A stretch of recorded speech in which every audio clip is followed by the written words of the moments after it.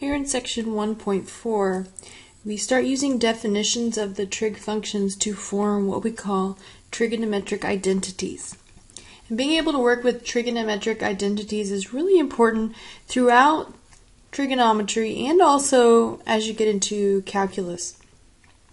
First of all, we're going to start with the idea of reciprocals. One thing that we know is that multiplying reciprocals together should always result in a value of 1. So let's take, for example, the number -4/3. If I multiply -4/3 by its reciprocal, I should get +1. And its reciprocal, of course, would be negative. Remember, reciprocals always have the same sign. That would be negative, and then we flip the fraction and we get -3/4. So a negative times a negative gives us a positive.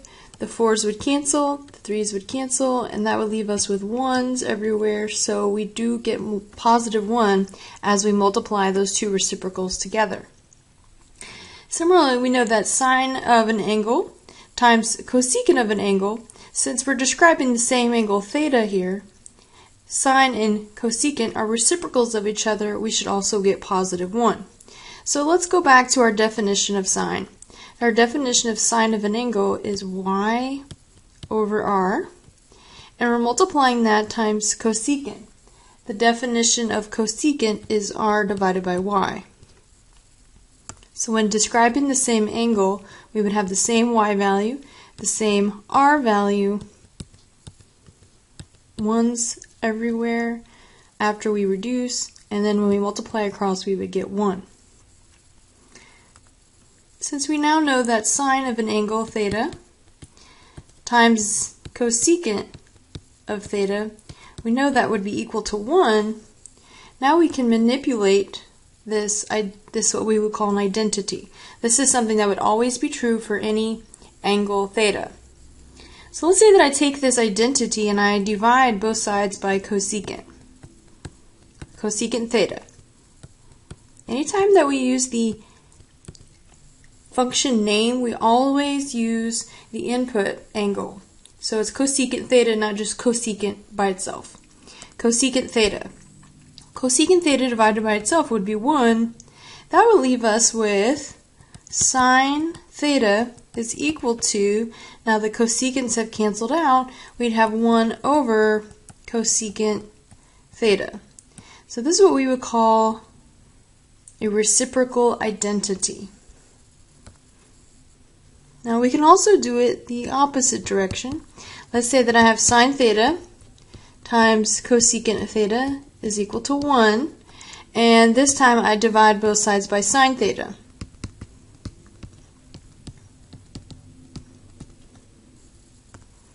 Now sine theta would cancel out with sine theta, and I would be left with another, what we would call reciprocal identity.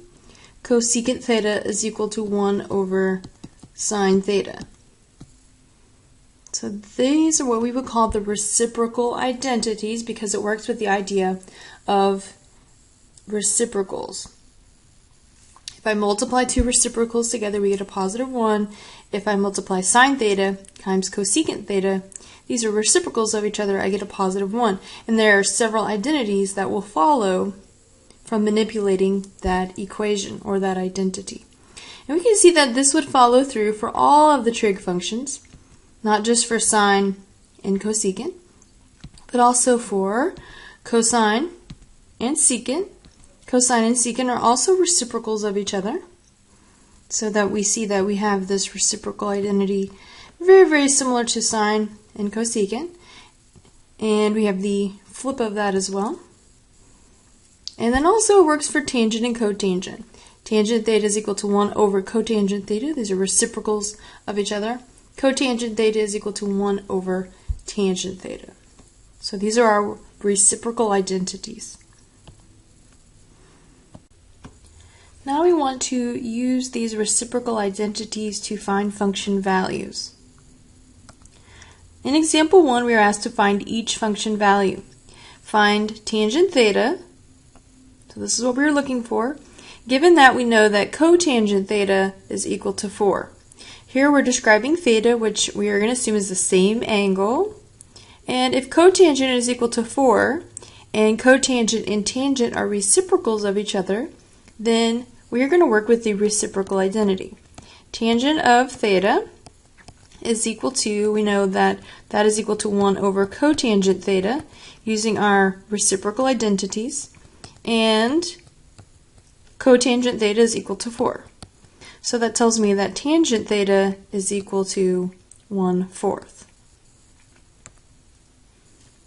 Here we're asked to find secant theta.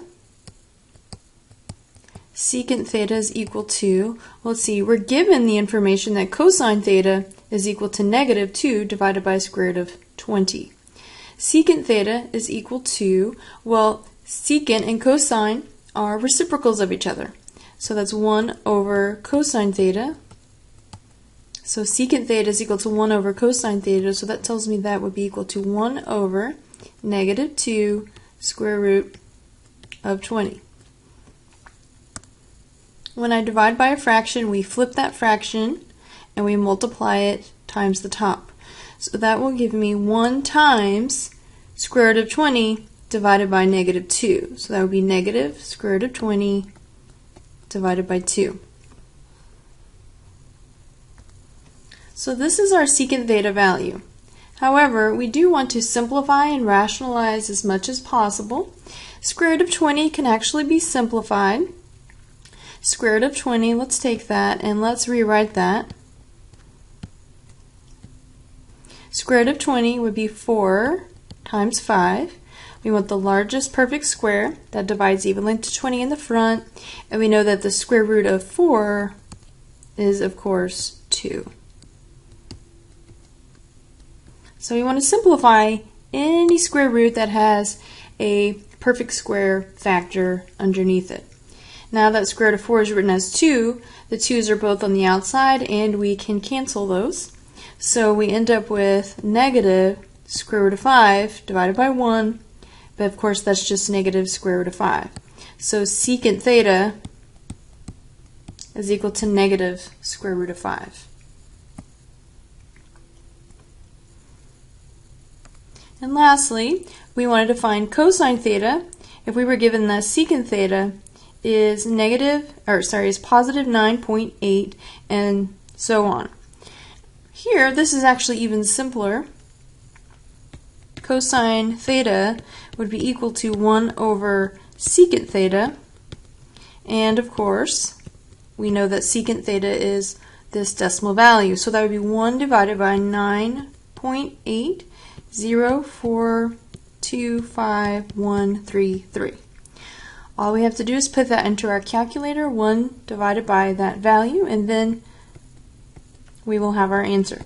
So cosine theta is equal to, I put that in my calculator, I get 0.101996569.